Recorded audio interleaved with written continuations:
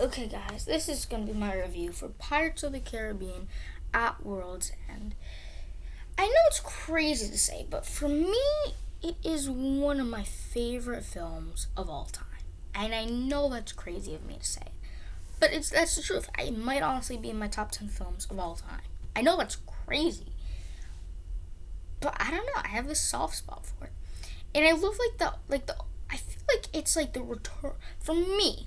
It's the Return of the Jedi of the Pirates of the Caribbean films. It's not as good as Return of the Jedi, but when you look at it, it's almost like that. You start off with a quest to find our hero. Han in this case, Jack, and I think it's just great. I love like kind of quest of going throughout Singapore and meeting the Asian guy with the beard, and then saving Will on the journey, and then fighting the Brits, and I love the opening with they're singing the song and they get executed. I think like all of that was great just from the very beginning, and I mean, obviously I have a soft spot for seeing like all the Jacks, and like that final let's talk about that great final battle with the rain with the cyclone. One of my greatest battle sequences for me all time. You get everything. You get Jack versus Davy Jones on a sail.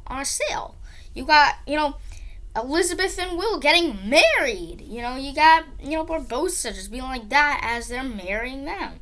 You got Will getting stabbed in the heart. You got Elizabeth versus David Jones. You got Elizabeth versus Will's father.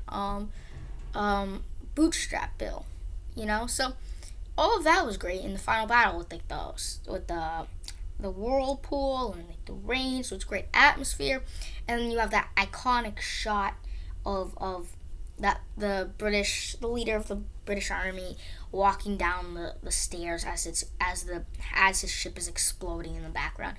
Just great stuff, and a great just conclusion to the first Pirates of the Caribbean trilogy. And so yeah, I think all that was great. And then throughout like the middle, so you have this great opening quest type thing, but then through the middle, I love when they're trying to find the nine items of to free Calosa, and I think like you always get entertained because you're like of these great moments, the boat flipping upside down, Elizabeth, trying to train to be the new pirate leader. You got the battle on the bridge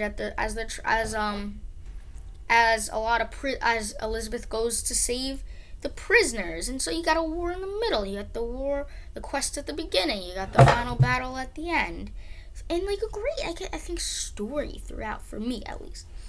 Of kind of like them trying to.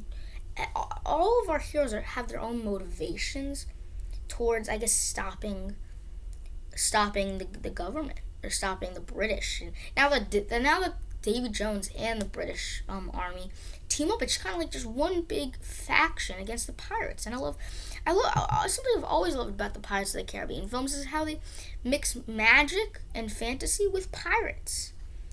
So like this whole film felt like that kind of teaming up of that. And of course you got Jack swinging from ropes to one ship to another ship.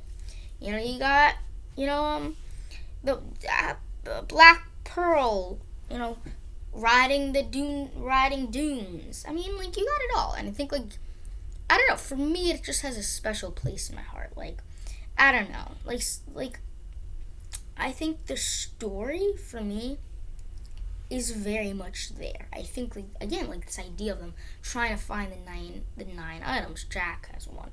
Well, this one, and then like the whole meeting sequence, and then Elizabeth's speech, and then Will becoming the captain of the Dutchman, and trying to free his father. I mean, it has all of it.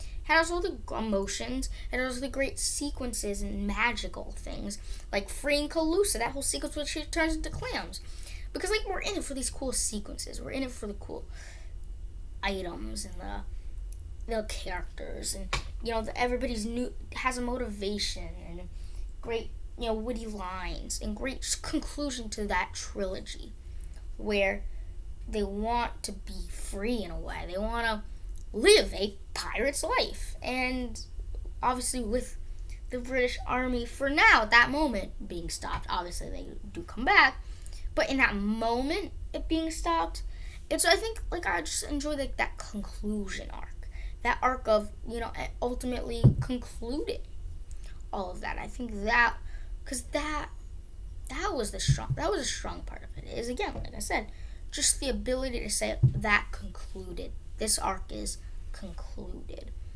in a general sense. So yeah, I think I really did appreciate that, and so I really love this film. It's funny because in a general sense, I can't really pinpoint why I love it so much, but I just do. I just think you have that sense of adventure throughout this whole film, and in a sense of what's gonna happen. I think they do somehow find some sort of suspense to keep you at the edge of your seat throughout the whole time, because what are they going to do? You know that there's magic in this franchise. You know that there's obviously pirates in this franchise. You know that there's twists and turns and things in this franchise that you just don't know until you see it happen. And, especially because it is a direct follow-up to Dead Man's Chest. It is great to see just those two films together and then have that arc concluded. So I love this film for its great sequences, for its great characters, for how it wraps up the story, that original trilogy story for the Pirates films. I love, so I love all that. I really did. And I think I love that quest, that sense of adventure at the beginning, trying to find Jack and going through literally the world's end to find him.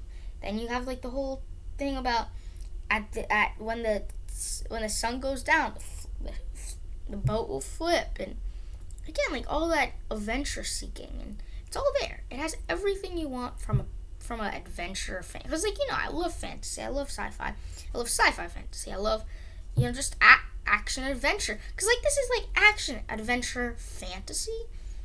So it's Lord of the Rings, and it's great. It's great. I really do love this film.